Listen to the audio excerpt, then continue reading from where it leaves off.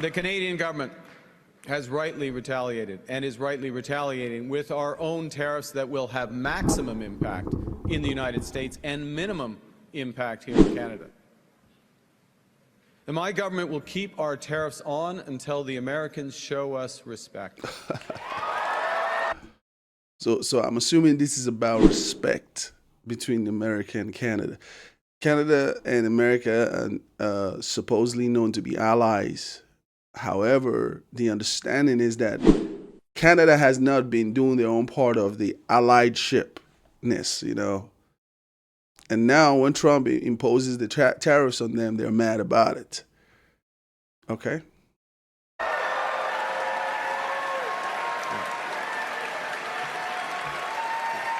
Do you support the Prime Minister's decision to veto the Northern Gateway pipeline, Mr. Carney?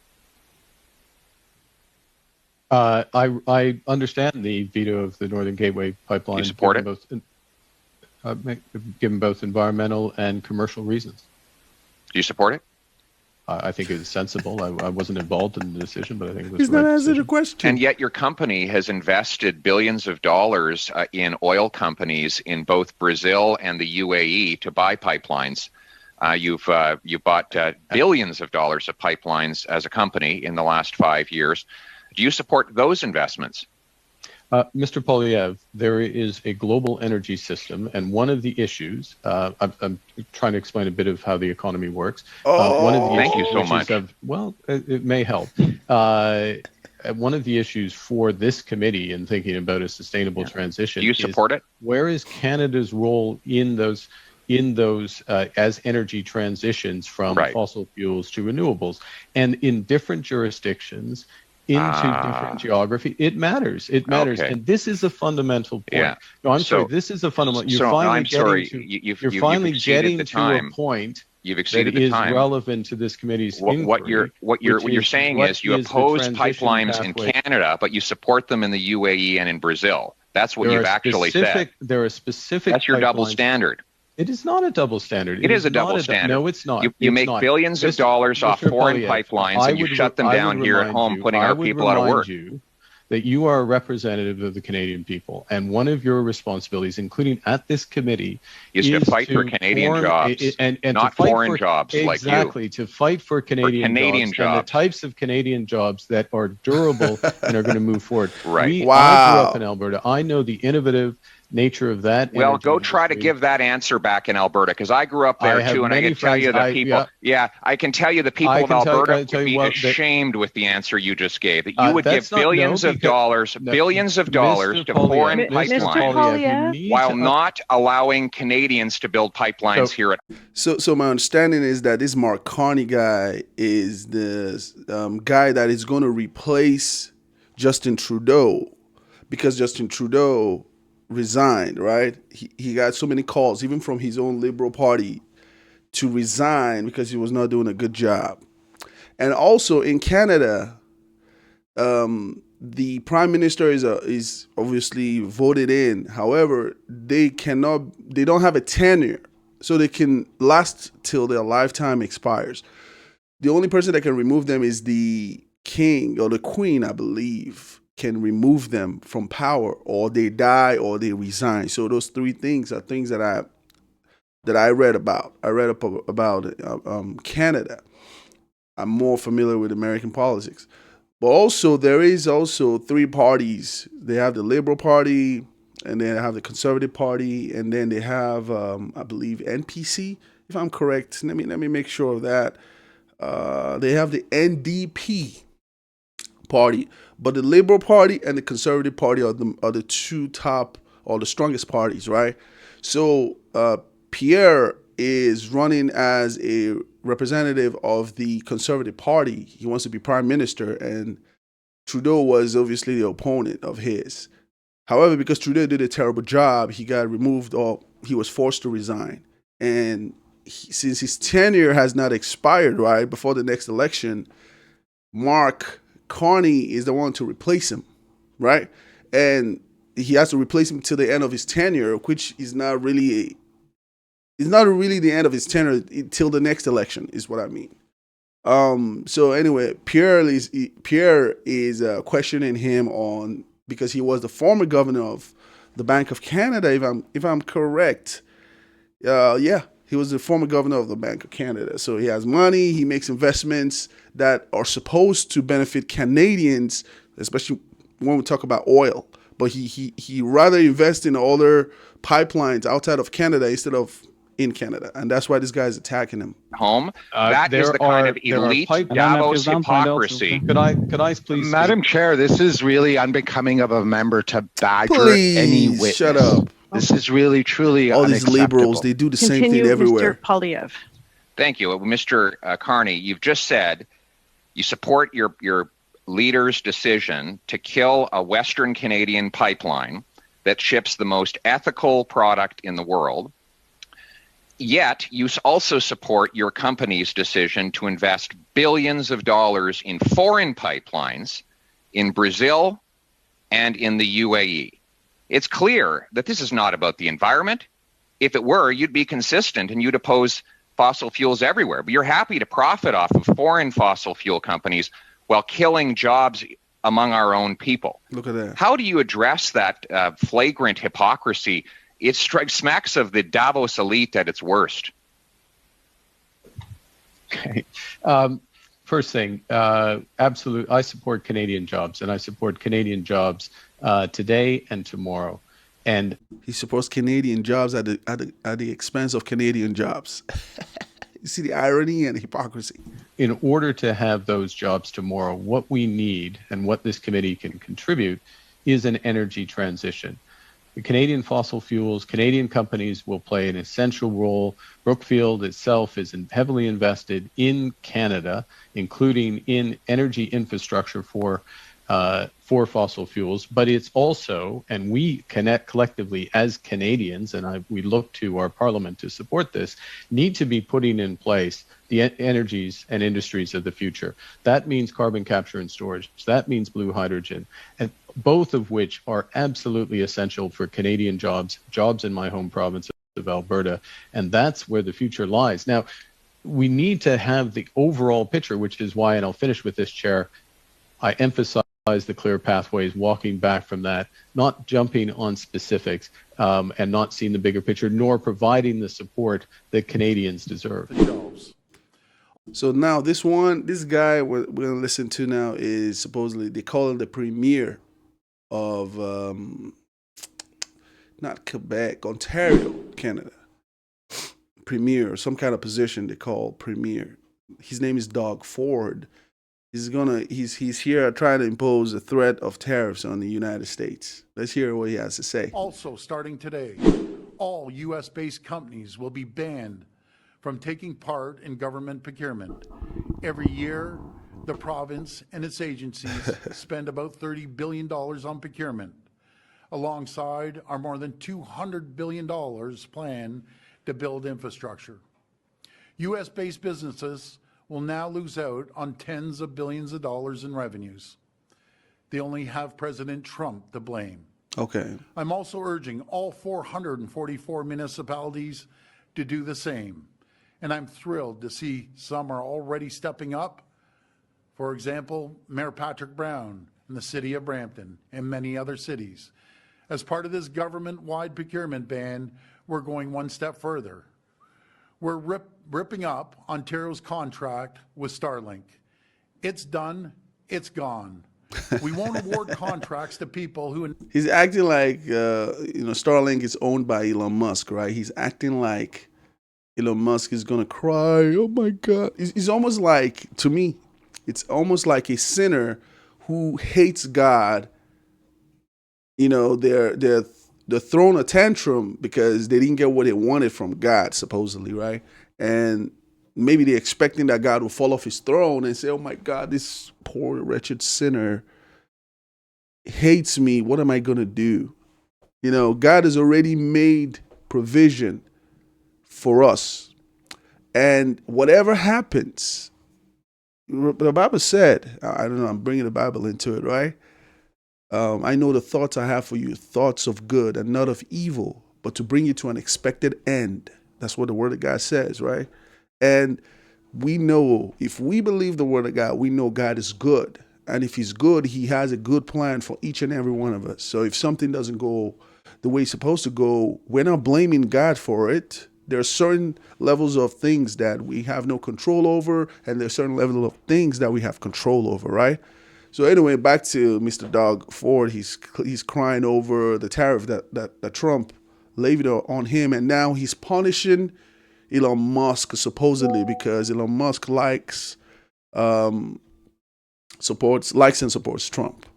So it's quite interesting to me. Okay, able and encourage economic attacks on our province and our the administration and the Canadians going on over this tariff, because the Ontario Premier says the next step is to cut off electricity to the U.S. And the president put out a statement after seeing those comments and said that it would be there would be grave consequences imposed on Canada if they think about shutting off electricity for the United States of America and our citizens. And the president is also determined to ensure that we are depending on American electricity, not the electricity production of foreign nations, including our allies in Canada. Are learning, this is as of just moments. Okay, after all the 25% tariff he's placing on the U.S. electricity, because a portion of the U.S., I believe about 1 million homes use electricity from Canada, which I don't understand. Why? I need to dig into that so I can come and present the facts to you guys. But how the heck does a U.S. city or village or whatever use a foreign entity's electricity when we got our own we have the ability to build our own facilities and supply our own electricity? So it's ridiculous to me. But anyway, Mr. Ford here is talking a big game, right? After talking a big game, supposedly he retracts it after Trump imposed from 25% tariff to 50% tariff, slapped it on the steel and aluminum imports from Canada. Whoa! Talk about ballsy. Well, Mr. Man is back in now. I think it took 3 days. As a result of Donald Trump doubling tariffs on Canadian aluminum and steel, the Premier of Ontario, Doug Ford, is now rolling back that 25% surcharge that he wanted to implement on energy imports into 3 U.S. states. He's suspending those tariffs amid this trade clash. Do you think Doug Ford blinked? Is this emboldening Donald Trump's vision for his trade war with Canada? Well, yeah, look, I mean, that's what happened, obviously, in Latin America when he did the same thing. And but this chaos is not something that the markets are going to be able to absorb. Just a little while ago, I had an opportunity to speak to Secretary Lutnick. And Secretary Lutnick has sent out an olive branch to us to come down and immediately meet with him, meet with the whole trade administration, and discuss the future. Rather than waiting till April the 2nd, threats going back and forth. By the way, Secretary Lutnick is the Secretary of Commerce for the U.S. Tit for tat. I've agreed to suspend. You have no choice, buddy. We always have that tool in our toolkit. No, you got no choice, buddy. Until we sit down. Stop talking a big game. The next day or two, I'll be the pride of a man. I understand him, though. Along with Dominic LeBlanc, and we'll have a good discussion. You know, with any negotiation that we have, there's a point that both parties are heated and the temperature needs to come down. And I thought this was the right decision. They understand how serious we are about the electricity and the tariffs. And rather than going back and forth and having threats to each other, we have both agreed, let cooler heads prevail. We need to sit down and move this forward. This is a massive, massive deal, the USMCA. Which the federal government will be leading the charge. I'll be sitting down with all our premiers tomorrow as well and discussing this and their issues as well. So we're going to go down there and we're going to go down there with confidence. We're going to go down there with strength. And again, hopefully we can move this forward. I feel as a province, and I only speak for the province of Ontario, I want to reaffirm I do not speak for any other premiers. Everyone's very patriotic, and we have the best premiers I've ever seen. But we're going to be talking about the USMCA moving forward. The worst thing. You know what's funny about this guy? I learned that he lived in the United States for 20 years, 20 plus years. And of course, he's Canadian though, but you got to back his people, man. It's cool. Respect to that. I respect that, man. I'm not going to belittle him for that. Respect. That could happen is wait and let this drag out until April the 2nd. So we're going to move forward and have a very good conversation with Secretary Lutnick and the whole trade team, as he said, and hopefully we can move this forward, because it doesn't benefit anyone, as I told him, no matter if it's the auto sector or any other sector here in Canada, and specifically Ontario. And all I mentioned, assembly lines will shut down in the US and Canada. The stock market is tumbling over $4 trillion. Consumer confidence has went down. I said it's absolute chaos out there right now. We need to move forward jointly. I emphasized how Canadians love Americans, and I know Americans love Canadians, but going back and forth with each other, it just hurts both countries. Our problem is not with the Canadians, is with some of their leadership. The liberal mind, told you guys, it's poisonous, vengeful, rageful, it lacks common sense.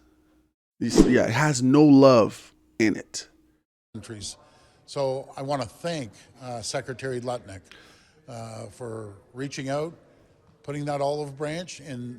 I've been in business a number of years, a lot of negotiations, and part of the last negotiation, when someone does that, you have to respect that person for putting out that olive branch, and I'm going to make sure we go down there and have a very good but strong and confident conversation. Today, I am announcing that the Government of Canada. So this is another, I think this one is the finance minister placing another tariff on the United States. All talking a big game. All right. Following a dollar for dollar approach, will be imposing, as of 12:01 a.m. tomorrow, March 13th, 2025, 25% reciprocal tariffs on an additional $29.8 billion of imports from the United States. This includes steel products worth $12.6 billion and aluminum products worth $3 billion, as well as additional imported U.S. goods worth $14.2 billion for a total of $29.8 billion. The list of additional products affected by counter tariffs includes computers, sports equipment, and cast iron products as examples. These tariffs are in addition to Canada's 25% counter tariffs on $30 billion of imports from the United States in response to U.S. tariffs put in place on March 4th. In addition, we learned yesterday that the United States tariffs would also be imposed on steel and aluminum content in certain derivative products. The government is currently assessing this aspect and may impose, of course, further tariffs in response to this measure. And Trump is threatening to place a tariff on car manufacturers in Canada, which will completely annihilate majority of their economic value. I mean Canadian value. Right now, the Canadian dollar is dropping. Canada is 40 million people. America is 300 and I believe 50 million. So they're playing with the giant, and it's not that the giant always wins, but in this case, God is with America, man. And I don't think the Canadians are the enemy, but the liberal minds, they are the enemy. So I'm against them. Not against the Canadian people. I love my Canadian people as well. Well, guys, thank you for watching. This is my take on the matter. Yeah, my name is Greater Kudo. Feel free to like, share, comment below, and don't forget to subscribe. This is the Kudo Experience. I'll see you guys on the next video. Bye-bye.